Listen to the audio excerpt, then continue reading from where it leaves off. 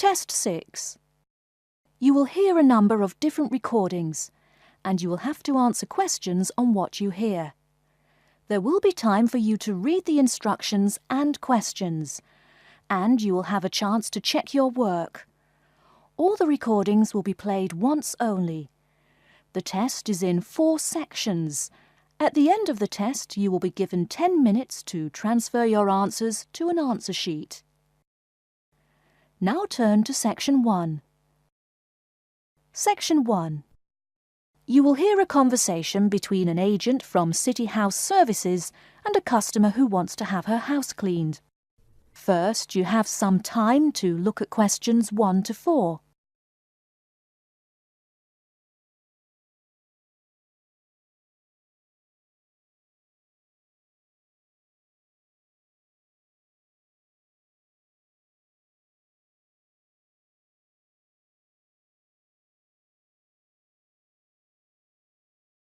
You will see that there is an example which has been done for you.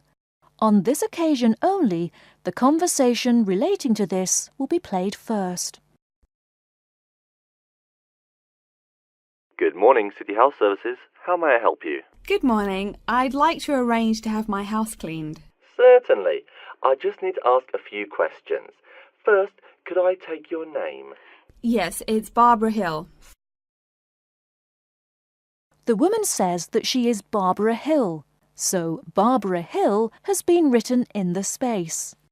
Now we shall begin. You should answer the questions as you listen, because you will not hear the recording a second time. Listen carefully and answer questions 1 to 4. Good morning, City House Services. How may I help you? Good morning. I'd like to arrange to have my house cleaned. Certainly. I just need to ask a few questions. First, could I take your name? Yes, it's Barbara Hill. Thank you. Next, is your house in London? Yes, it's in Kingston in southwest London. Okay, southwest London and, what's the postcode? SW105. And what is the square footage and what rooms will be cleaning? The whole house is 268 square feet, and there is no need to clean all the rooms. I only want to have my bedrooms cleaned. Okay. How many bedrooms does the house have? 3 bedrooms. Oh no, sorry, we used to have 3 bedrooms, but we only have 2 bedrooms now. Are those single bedrooms or doubles? Doubles. Fine, 2 doubles. There's one more room which needs cleaning. It was used as a bedroom before, and now we have converted it into an office. I understand. 3 rooms have got to be cleaned. And are all of those rooms upstairs? Yes. Then downstairs we have a kitchen diner, conservatory and lounge. The kitchen diner is quite large and has the usual equipment: cooker with oven, refrigerator, cupboards and worktops. The conservatory has a lot of plants, but there's no need to take care of them. The lounge has a leather 3-piece suite and a large coffee table. Thank you. And do you keep any pets? Yeah, I really love keeping them. I've got 2 dogs and 3 cats. Okay, then if our staff come over to offer the service, please take your pets away. Have you looked at our service packages? Yes, I have one in front of me. Excellent. Before you hear the rest of the conversation, you have some time to look at questions 5 to 10.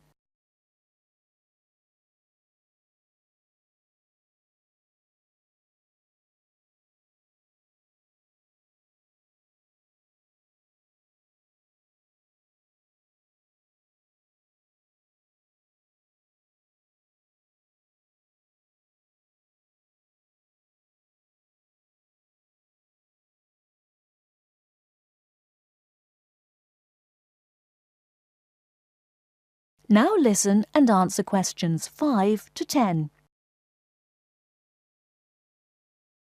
Any extra services you need? Switching bed linen, work in the garden, clean the glass in the conservatory, that kind of thing? No. Actually, replacing the bed linen, yeah, that would be good. No problem. I'll just make a note of that. How about curtains, mats and carpets? What would you like us to do with those items? The curtains. I'll have to think about that. I think we should have the carpets cleaned really well every quarter. Mats can just be done with the laundry. Of course. How about clothes? We can have our staff wash and iron them, or we can have them taken to a dry cleaner. Washing and ironing. No, just ironing. That'll be okay. Okay, fine. I know quite a bit about what you want now. I should let you know that we're located on 12 Amy's Road. That's Amayes. And we work on from Monday to Sunday except Tuesday and Wednesday. Could you let me know when is convenient for you? Next Friday. No. Oh, that's no good. My son invites his friends over in the afternoon that day. Perhaps next Thursday or next Saturday? Let me check. Okay, next Thursday. When is it convenient for us to come over and provide the service? Is it okay if we come in the morning? Or we may come in the afternoon. It depends on your schedule. I'm okay with any time. Just give me a call to let me know you're coming before you arrive. Sure we will. By the way, how long will it take for the service? We usually work 1 to 3 hours for house cleaning, and the work will take 3 hours at most. And of course, if it takes more than 3 hours, you should pay extra for it. Fine. So, let me just do some calculations. That is the end of section 1. You now have half a minute to check your answers.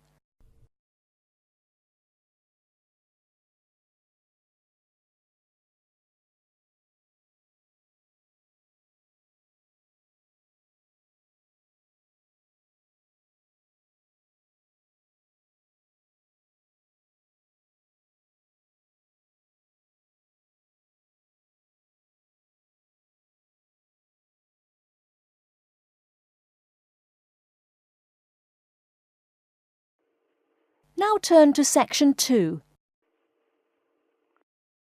Section 2. You'll hear a talk by a security worker from Sydney Airport who is introducing the day-to-day operations of the Australian Quarantine Service. First, you have some time to look at questions 11 to 17.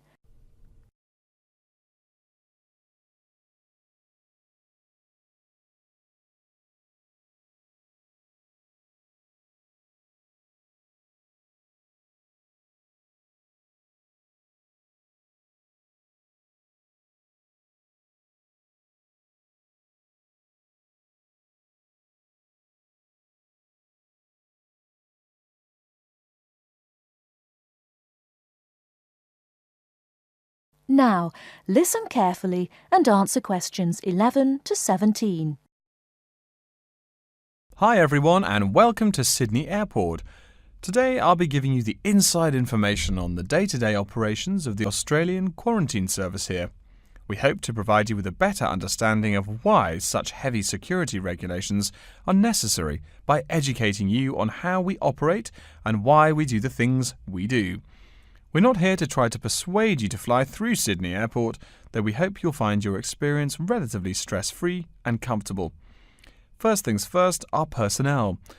Can anyone guess how many people work at Sydney Airport? We have 200 alone working in Terminal 2. So can you guess how many in the whole airport? I heard someone say 360. That's getting closer. What? Did someone say 2,000? That's way too high. Sydney Airport actually employs 440 people. A lot, right? And about half of those employees work in security-related matters. Moving on to our not-so-human employees, let's come and see our favourite pooch, Milton. Milton is our best drug-sniffing dog on the force. He's friendly to most people. You can even come pet him at the end of our tour. Burnouts, beware though. He'll find everything. Notice that even though there are so many of us around him, Milton stays quite calm. This is the precise reason he was chosen for the job. Dogs that are chosen are not predisposed to sniff out different narcotics. That's something we teach them already. So here's a part of the airport most people never notice, the cargo transport terminal. This is where packages are shipped to and from. Normally, we ship around 4,400 packages per month. In this airport alone, over 52,000 packages were shipped in and out over the past year. We ship to and from 170 different countries. Not bad, eh?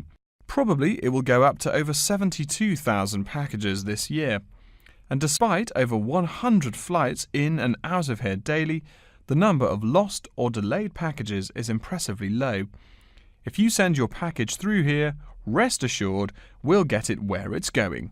Let's move on to the area most of us are familiar with, the passenger terminals. In order to be allowed into this area, you must pass through security with your ticket and, if you're travelling internationally, your passport. If you're travelling domestically, you just need a legal form of ID. If you don't have those, you will not be allowed to pass through security and board your flight. During the security scan, your carry-on items will be checked for dangerous items such as weapons, sharp objects, and liquids that exceed our specified limit. If you attempt to pass any of the prohibited items on this list posted at the entrance, you are still allowed to board the plane, but you'll be given a warning and your item will be confiscated. Don't worry, we will not arrest you for having too much shampoo in your bag or anything like that. We also search your carry-ons and parcels for any perishable items.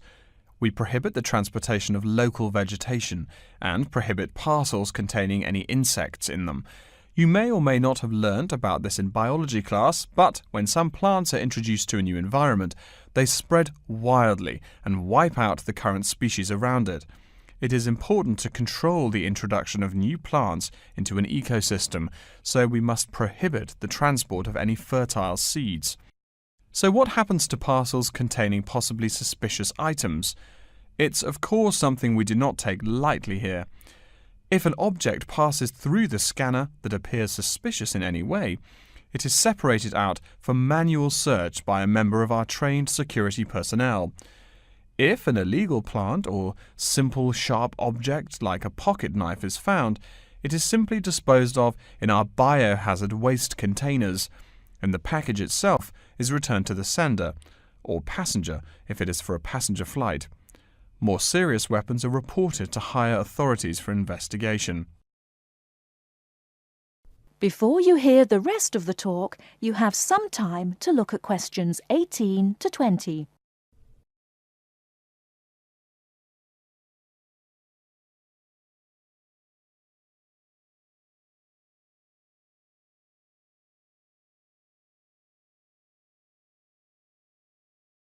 Now listen and answer questions 18 to 20. As far as parcel security, the material of the parcel is important. For shipped goods, the most common material used and the most widely accepted is paper. Make sure it is packed sturdy enough with no rips or tears. We've definitely had packages rip open before due to haphazard packing. A more common problem, though, is the package labels. When an item does not make it to the right place, this is the most common reason. The label may not be in the right place or marked clearly enough. If you're receiving any items from abroad that must be declared, please remember our guidelines in order to ensure the timely delivery of your item. Make sure it is packed correctly, and we ask that you notify customs between 2 and 10 days within the item's scheduled arrival date. OK, before we move on, are there any questions? That is the end of section 2. You now have half a minute to check your answers.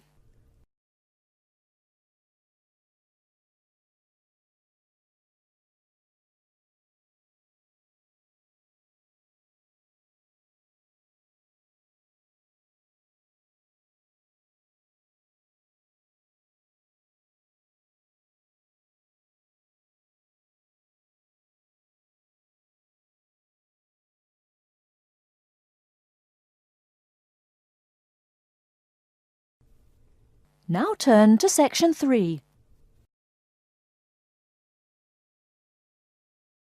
Section 3.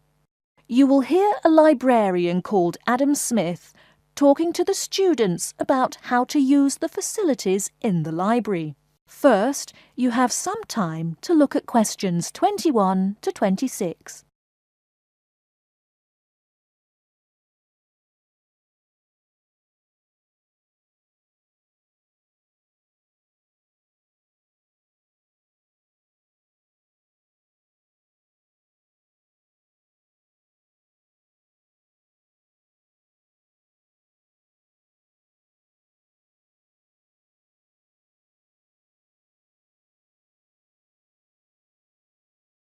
Now listen carefully and answer questions 21 to 26.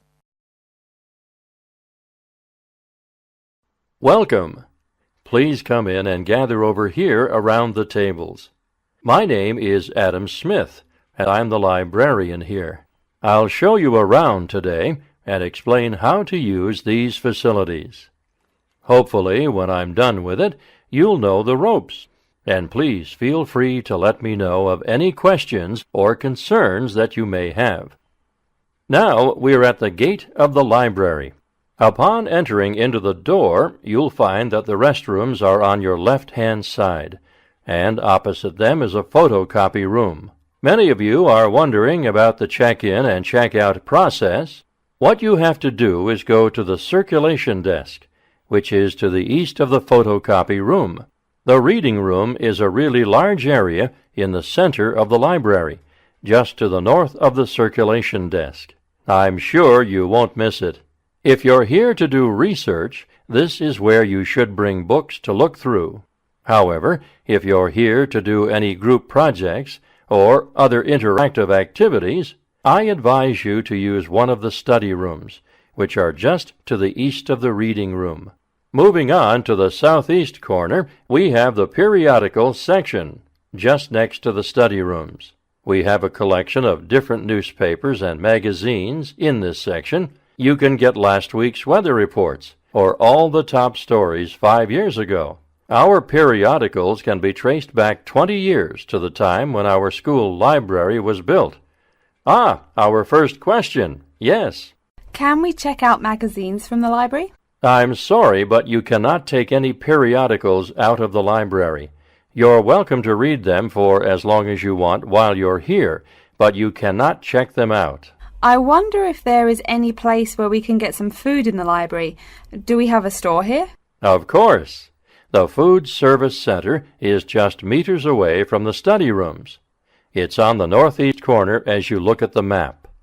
The Food Service Center offers different kinds of snacks, though it's not big. Well, moving on along to the west, you will find the Video Resource Center on your right hand. We have educational videos and documentaries, as well as major motion pictures. We ask that you pay attention to the tag on the video that you pick up, as many of our documentaries are for on-site viewing only and may not be taken out of the library. To the west of the Video Resource Center is our satellite TV station. Here we stream the news from Channel 19 for most of the day. How many channels does it have? It does have nearly 200 channels, but we generally will give top priority to channels with some big events, like presidential addresses or other breaking news. During the coverage of the presidential debate, students will take a break from studying and flock to watch it. Last, but perhaps most important, is the inquiry desk. It's just on the left-hand side when you walk into the library, so it's impossible to miss it. If you have any questions about how to use equipment or where to find something, come and ask the assistant. Don't be shy, because that's what they're here for. Before you hear the rest of the talk, you have some time to look at questions 27 to 30.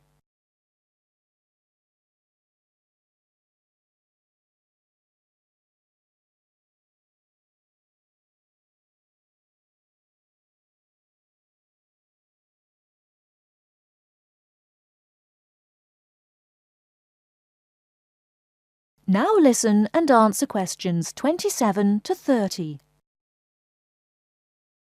Speaking of questions, one of the questions we get asked is how to actually check out a book once a student has picked one out. If it's a fiction or non-fiction book, look for the pink and yellow checkout card inside the back cover of the book. You can also find information about the book on these cards, including its publishing date, genre, ISBN, and a log of dates it's been checked out before. Present this card to me or any library assistant, and we'll stamp it, and then the book can be kept for 3 weeks. You can find general information on a field of study by using one of our subject guides.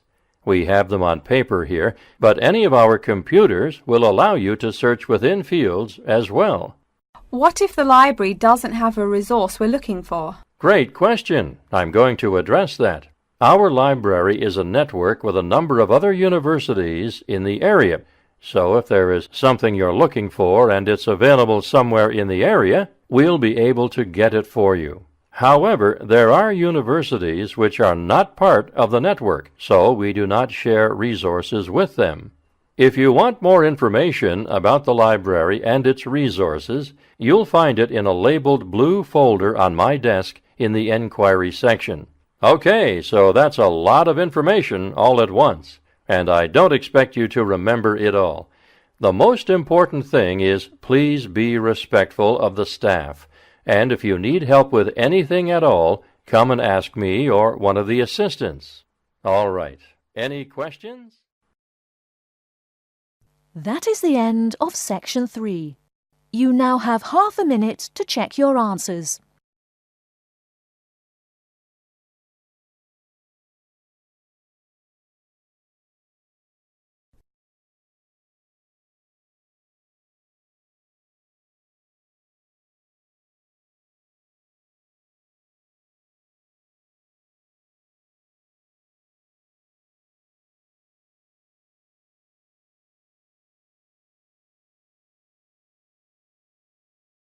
Now turn to Section 4. Section 4. You will hear a lecture about Crocodylus niloticus and its living habits. First, you have some time to look at questions 31 to 40.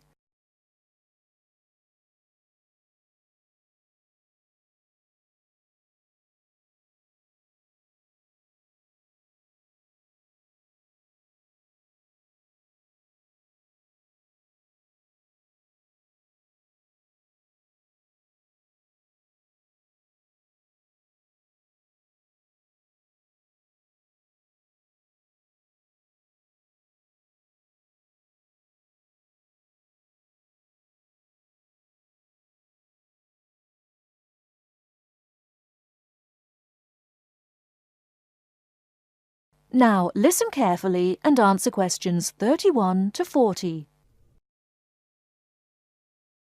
Good morning. Today we will continue our study of Crocodylus niloticus by talking about its living habits. We've already discussed the evolutionary attributes that set it apart from its crocodile relatives. Does everyone remember that? Yes, it has an extremely narrow snout and 3 or 4 rows of protective scales on its back, as compared to 2 rows on other members of the Crocodylus genus. Let's take a look at how these carnivorous man-eaters live, where they live, and finally, whether they really deserve their vicious reputation. To start, I'd like to address a great question posed to me by a student during yesterday's office hours. We talked about the distribution of crocodiles in Africa and saw that they are highly concentrated in the south and west of the continent. This student noticed that on the map displaying the distribution of crocodiles across Africa, there were no crocodiles in the northern region, and found no mention in the literature of the existence of crocodiles in the north of Africa. Why might there be no crocodiles in North Africa? Let's save this question for later in the lecture. To find out more about the social habits of the African crocodile, one researcher named Tara Shine of the University of Ulster in Northern Ireland conducted a survey of the wetlands in Mauritania and received reports of 46 crocodiles living in one group, or float as we say when referring to crocodiles, though the usual number is a little less than half of that.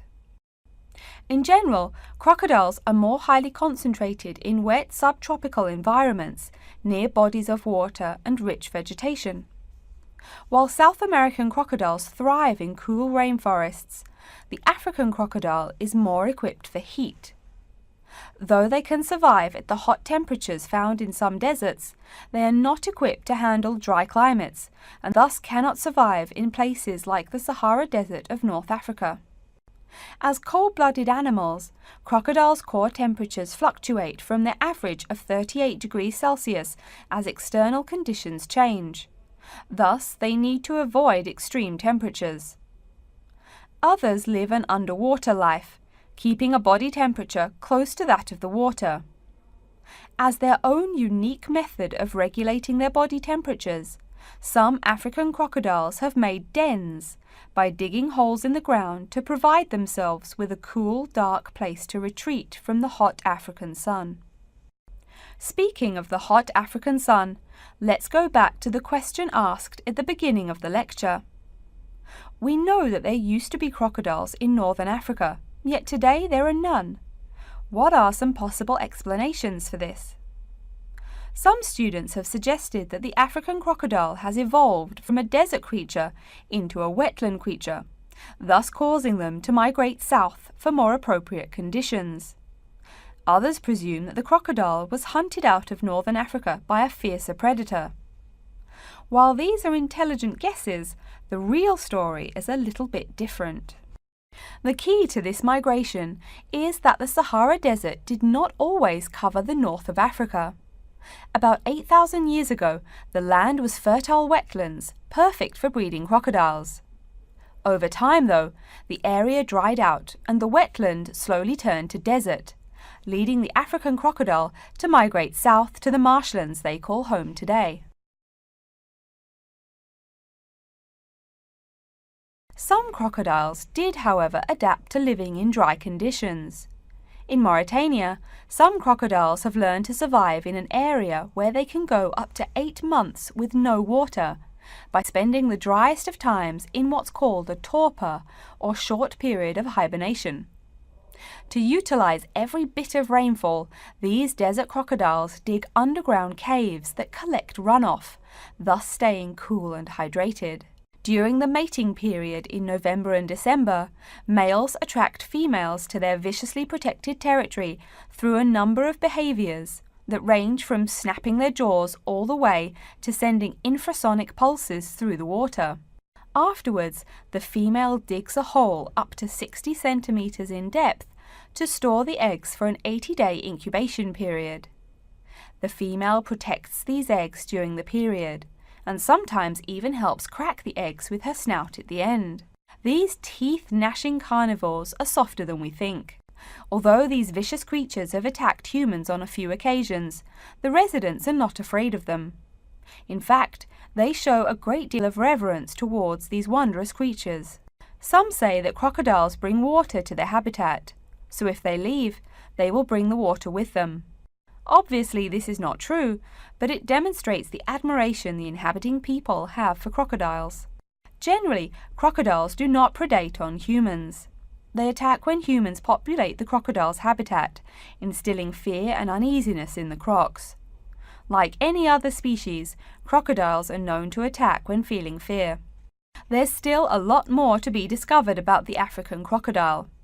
Researchers want to know more about the population size, how many crocodiles inhabit Africa in all, how they form separate floats, etc.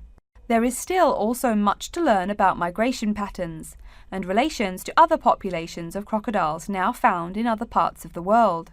Next time, we'll examine a few specific case studies of crocodile populations in southern Africa. That is the end of section 4. You now have half a minute to check your answers.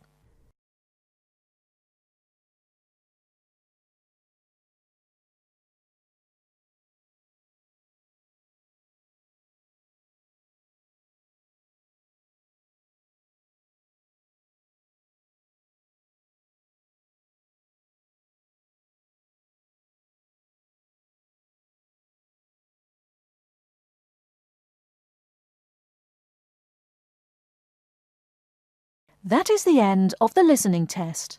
In the IELTS test, you will now have 10 minutes to transfer your answers to an answer sheet.